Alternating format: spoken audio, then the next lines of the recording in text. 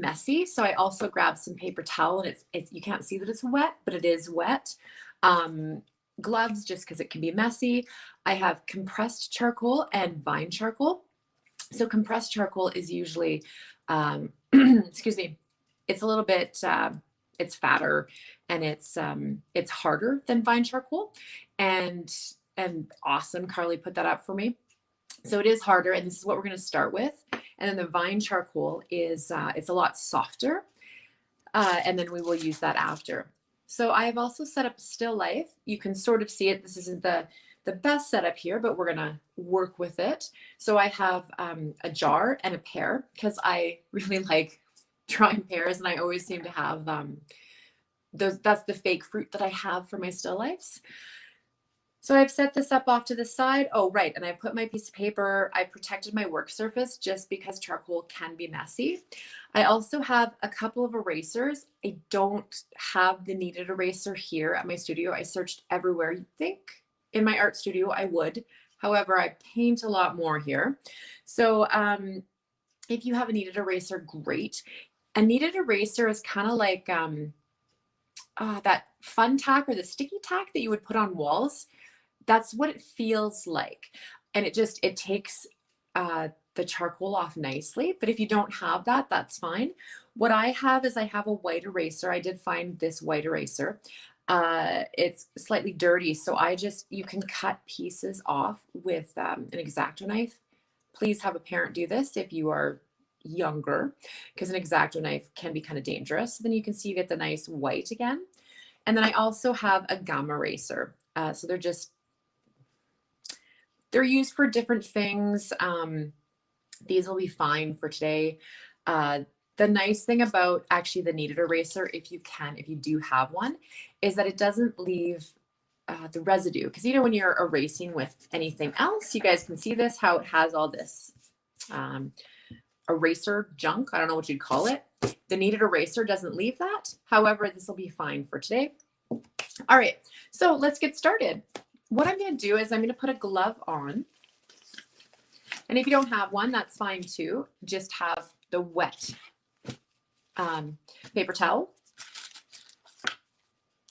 All right, I'm going to break this. It's just usually easier to work with your charcoal if you've broken a piece off. So this is a piece of the compressed charcoal.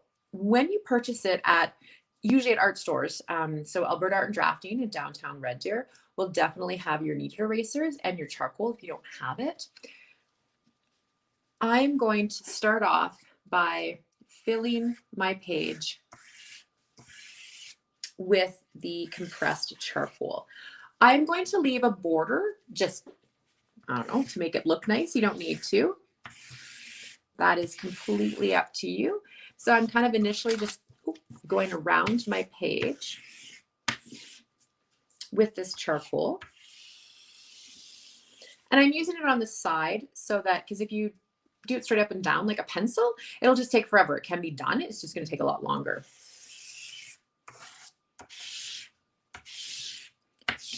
So there, see, I've filled this whole entire page. It works quite quickly.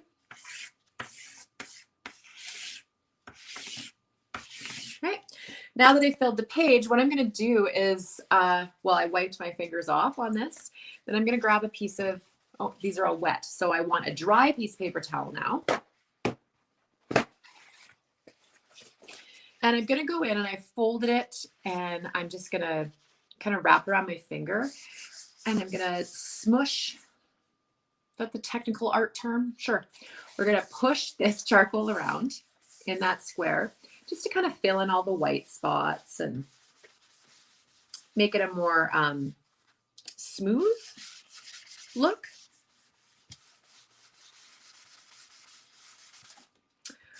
When I was in school, one of the other things when we prepped our paper for this type of drawing. Oh, and you can see a little bit here, there's a little bit of wetness. Either I had dropped my paper towel or something, that's okay. But the other thing you can do with the charcoal is what we used to do is take our X-Acto knife and we would scrape it to get the powder. that is not what I did with this project. However, if you want to play around and you want a darker surface, feel free to do that. Okay, so now that I've got some powder on there, I'm going to take my paper towel again, and I'm just going to rub this in. All right, so got that, and I'm going to take my paper towel again and wipe my hand off.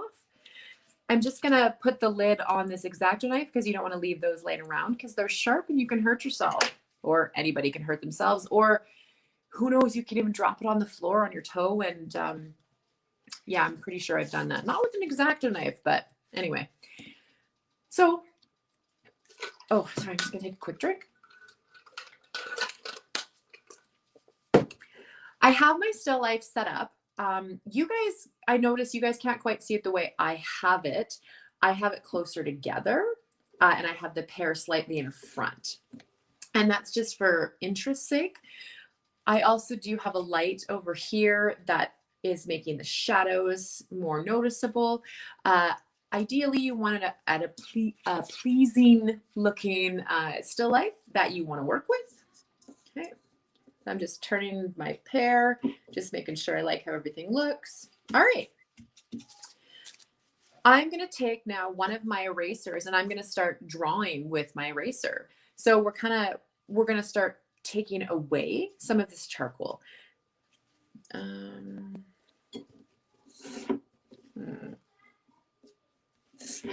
Yeah. Anyway, sorry. I'm like, which way looks better?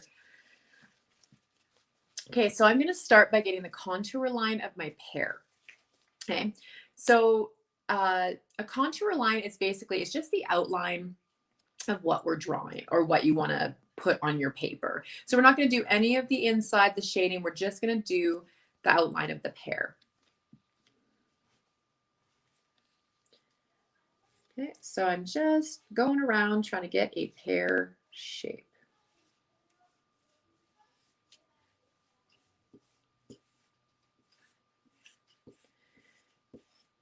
Okay. And once you're happy with the contour line of your pear shape or your pear, then you go on and do whatever else is in your still life. So I also have this jar, so now I'm going to put that jar in there.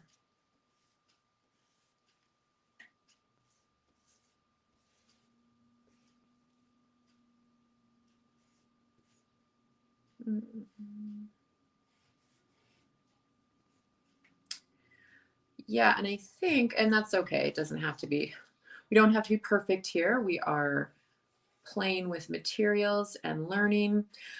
Just as a side fact, when you look at the top of something circular like this, so you have your jar, wait, I got to figure out which way to go. Okay, so this, when you're trying to draw it and it's on an angle, it's called an ellipse. So when we put the ellipse, because I at the top of my jar, it's not a perfect circle, it's that tipped circle. So we're going to do an ellipse, which is kind of an elongated, it always becomes an oval, I guess is how you would say that, right?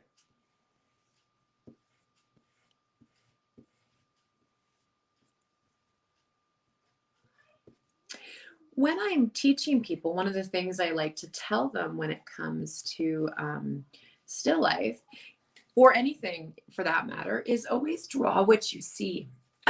So if you see it, put it in there.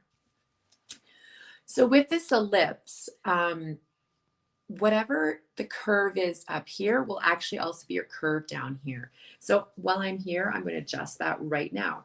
And that's kind of the neat thing about this the charcoal eraser, excuse me, is that you can always go back in then with your charcoal, or this is my dirty one, and then you can kind of fill back in what you've drawn. So it's the same thing like if you were drawing with a pencil on a paper, you'd use an eraser to adjust your lines. Well, I'm just filling my area back in with charcoal.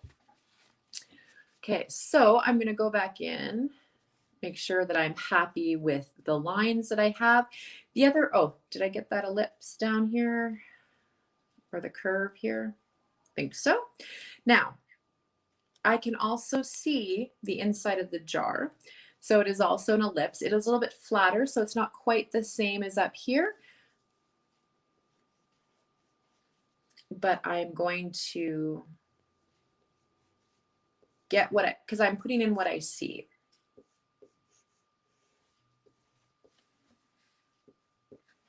Yep. Okay, all right. Now, once you're happy with the contour lines of your still life, we're going to go in and we're going to start putting in the highlights. So with the lightest areas, you're going to use your eraser to remove the charcoal, leaving your light areas. So I'm going to start up at the top because I'm just looking at my jar, and it has more in here that I can see. And remember, if you're not happy with what you've done, you can always erase with more charcoal. Okay, so I see different lines in here.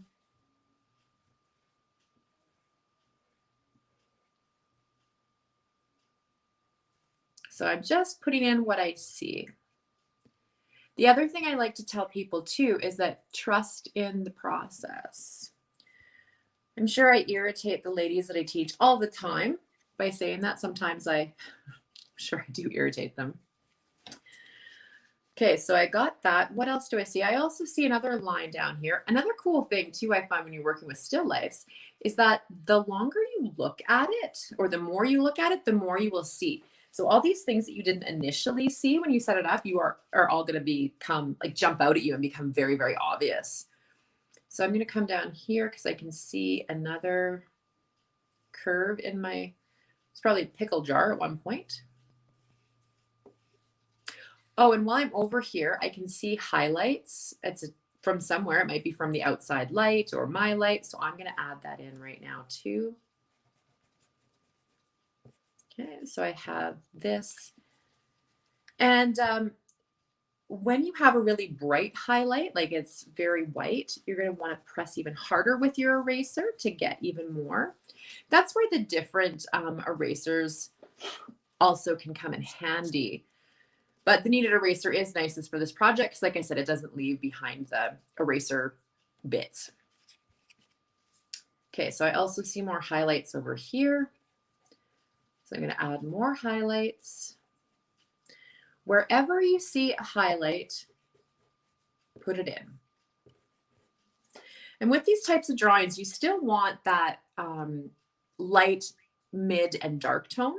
So our dark tone, and we're going to go in afterwards too and make things even darker. So we're using the eraser to make our lightest tones and the charcoal to make the darkest. Okay, so like I said, I'm just putting in those highlights that I see right now. I hope everybody had a good May long weekend. It was actually pretty decent, which is nice.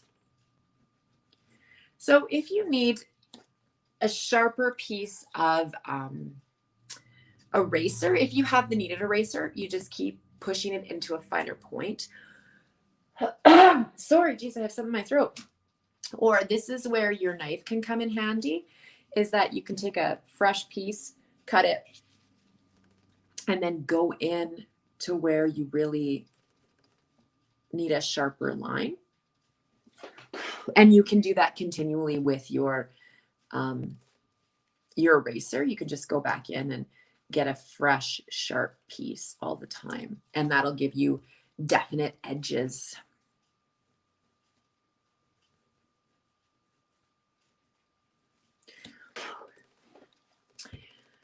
So yeah, I liked the May long. I've been working a lot. Actually, me and my family, we are moving in like 5 weeks. We're moving out to Lacombe. So I was working quite a bit out in my yard trying to make it look pretty because we're going to put our house online in a couple weeks, or not online, list it in a couple weeks.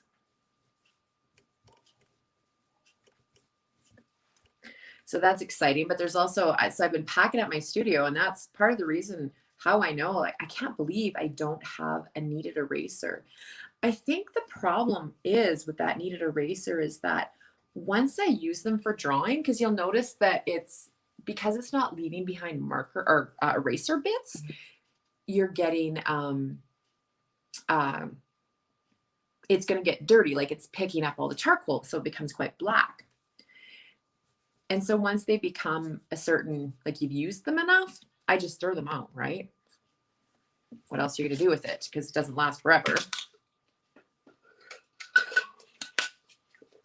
But yeah, so I realized that my eraser game is quite off, and I'm going to need to get myself a kneaded eraser. And some way, I just need some erasers in here in general. I've got everything but in here in my studio.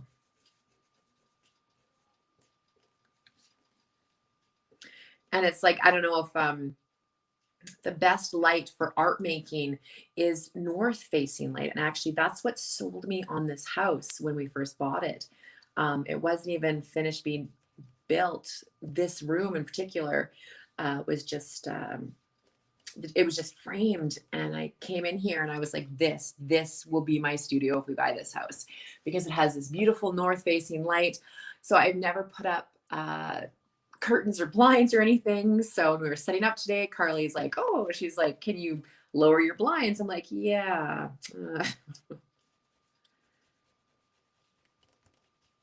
I still have the original concrete in this floor.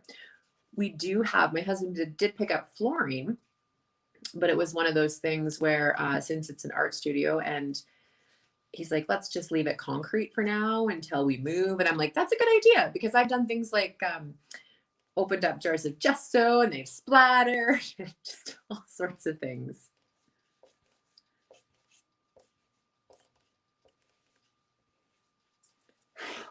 But I'm going to severely miss my studio.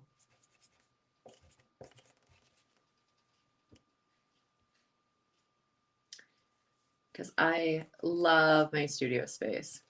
So depending on how hard you press with your eraser, like you can, because remember I talked about those mid-tones, the dark tones and the light tones. So if you press harder with your eraser, like you can see, I make things whiter. If I don't press as hard, they're more of a mid-tone. So that's how we're going to get that three-dimensionality with our drawing. Okay, so I'm just carrying on.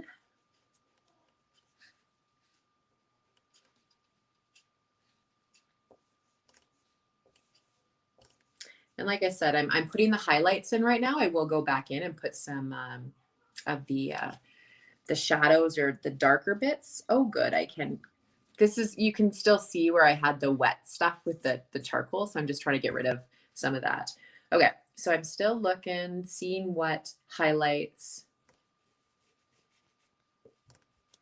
or lighter bits that I can see. And I'm adding those in. You know, I remember the first time I ever did charcoal eraser is when I was in college. I started off at Grant MacEwan. It was Grant MacEwan College at the time. That's dating me. Now it's Grant MacEwan University. Grant MacEwan. Yeah, I think it's just Grant MacEwan University. Anyway, I did the fine art program there, the fine art diploma.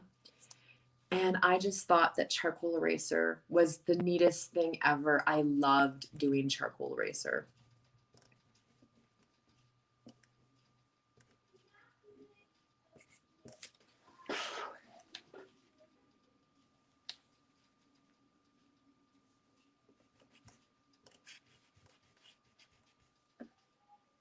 Yeah, I always used to, well, I still do. I like drawing.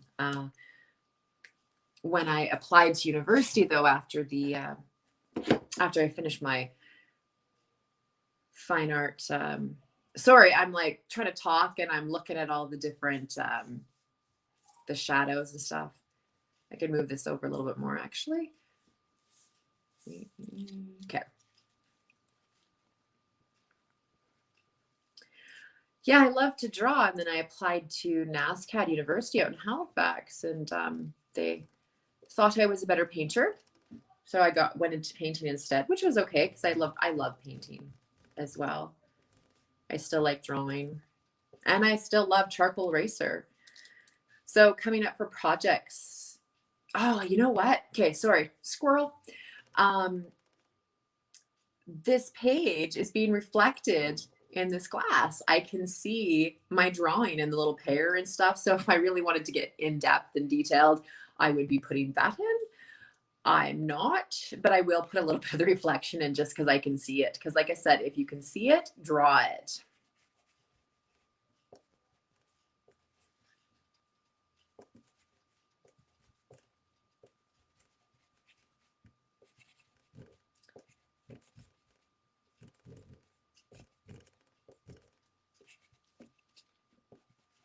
Okay, so I'm just going in. And actually, before, I should probably show you guys too what to do to add the darker bits. So I should have just done one thing and not two. Always make things more complicated than it needs to be. So I'm just going to do a little bit of the pear quickly here.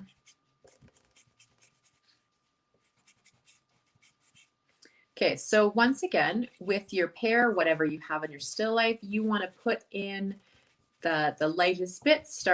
Do that with your eraser. So I'm coming down here.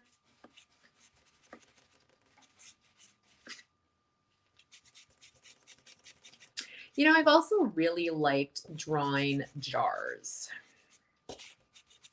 clear jars, glass jars, liquor containers always worked quite well. When I was in high school, I was in Art 10. It's how I realized I really liked art. And it was glasses. It was a bunch of glass jars that I drew. And I lost track of time, and it's fantastic. Okay. All right, so there's also some shadow in here, but we want to go around the shadow, remember? Because we don't want to, if I were to erase where the shadow is, then I'm just going to make it lighter, and I don't want to do that. Okay, so now I have the lighter bits. I can always go back in and add some even lighter areas. So I'm just going to grab a cleaner eraser because there is a little bit lighter right in here. And doing charcoal eraser drawings, or I guess it's reductive drawings, is really something the whole family can do. The only thing, like I said, is you want an adult to use the X-Acto knife, but otherwise, yeah, this is fun for all ages. And it's also helping you learn to see, like, what are you seeing? Oh, sorry, my hand is getting sticky and sweaty under the glove. Okay, so now I'm gonna grab some of my vine charcoal. And you can see they're it's a lot smaller. And it kind of looks like a vine. Maybe that's where the name comes from. And it's a lot softer. So now what I'm gonna do is actually the first thing I'm gonna go in and add, where do I wanna add? Sorry, I'm just thinking about where I wanna go with this. Okay, I'm gonna come in and I'm gonna start redrawing a bit of where the pear is. I need some of this darker.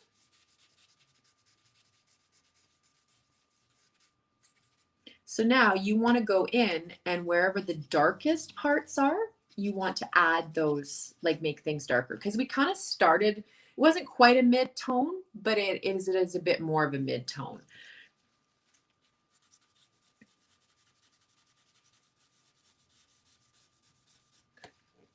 So wherever you see that, we're going to put that in.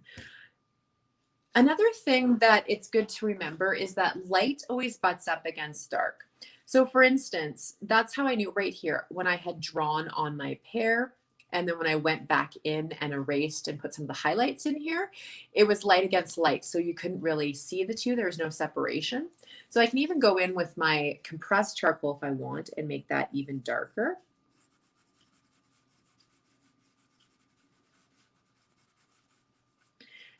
And then by separating those two areas, see, I can even come a little bit further because you don't want, like I said, you want that dark against light, and that's how you're going to get those separations. Okay, see how that's starting to pop? So if I even come over here, no, I want the vine charcoal. because this side of my page wasn't as dark. So I'm going to come back in and put some of this vine charcoal. And then we're going to see, because you can already see how that pear is now almost popping off the page. And I'm going to take my paper towel again, and I'm going to go in and just smooth it. Okay. And then also underneath my pear, there is that, we talked about that shadow. Sorry, I'm just turning the page a bit. And that's another thing too, is that people, I will remind everybody of, this is your artwork. So if you need to turn it or whatever to make it easier for you work, then you should.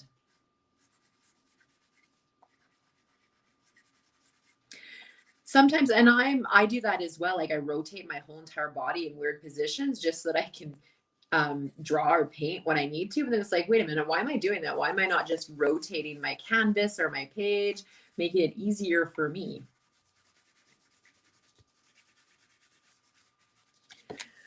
Shadows are never black holes. They always have some sort of reflected light in it.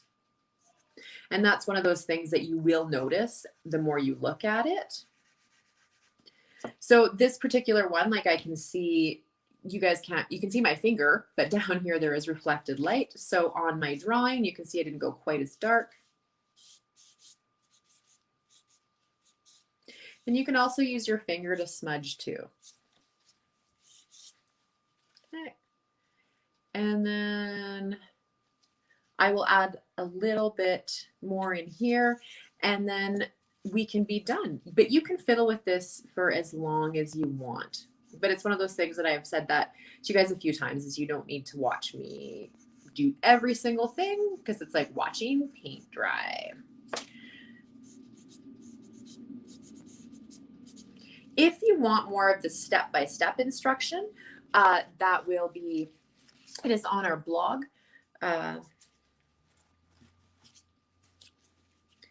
It'll also be, it's on, oh, okay. I just did what I have told you guys not to do. I wanted to make the side of the jar lighter, and I used the eraser, but that's the dark bit next to it. So you have to kind of think backwards or in reverse. That's another neat thing I always think about this charcoal eraser. Okay, so I'm going to go in and just get rid of that. Okay, now I'm going to grab the eraser and make that lighter.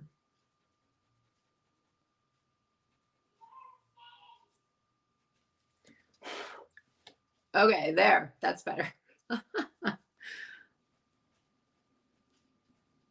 The jar right here is also lighter. See, once you get going, you can really start to see how this is becoming three-dimensional. So you can just work on this for, you know, keep working on it, which is what I would do if I wasn't like at home, right? Or I am at home, but if I were doing this by myself, I'm just going to keep working on this until I'm satisfied. But this is where I'm going to stop with this for now. So please try it. You don't have to use a pear. You don't have to use a jar. You can use whatever you want. However, you can see with the jar, you get really cool reflective light. So I highly recommend often using that. Okay, so yes. The blog, we're on Instagram, we're on Twitter, and this now is on YouTube. So if you want to go back and watch this, you can watch it on YouTube or on Facebook, all sorts of ways where you can get this video and watch it again. And like I said, if you also want any of these supplies, like your compressed charcoal, your vine charcoal, and your kneaded eraser, which is great for this project, but these are also great for this project too. So kneaded eraser and white would be good. Alberta Art Drafting and Downtown Redger will have everything you need. So next week, our project is, it's Conte Crayon with black, or I can't talk, sorry. Conte Crayon and acrylic painting. So we're going to use acrylic paint next week. What we want to do is you want to have your canvas or your canvas paper gessoed in black, and it does need to be gesso and not black paint. I discovered this when I was prepping for this, because then it actually comes off. Conte Crayon can also be got or found at the art store. Conte crayon is just, it's a hard drawing implement. It's white. You can get it in other colors, but often it comes in white. And so we're going to draw on our black background with it so that we can see. So it's just like if you're drawing on a white piece of paper. So it's kind of like this whole reductive drawing thing. We started today, we used charcoal to make our black background black. We're going to use gesso next week to make our background black, and then the Conte crayon to draw with. Today we used an eraser. Lots of fun. But next week it'll be more imaginative. It's going to be something that we think of in our head. So I hope you guys had fun today and learned some stuff. And hopefully I will be back in the studio, like at the museum next week and not in my studio. But I think it went really well, except for the fact that I don't have a kneaded eraser here. All right. So anyway, I hope you guys have a fantastic rest of your day. Make some art, and we will be seeing you next week. Okay. Thanks. Bye.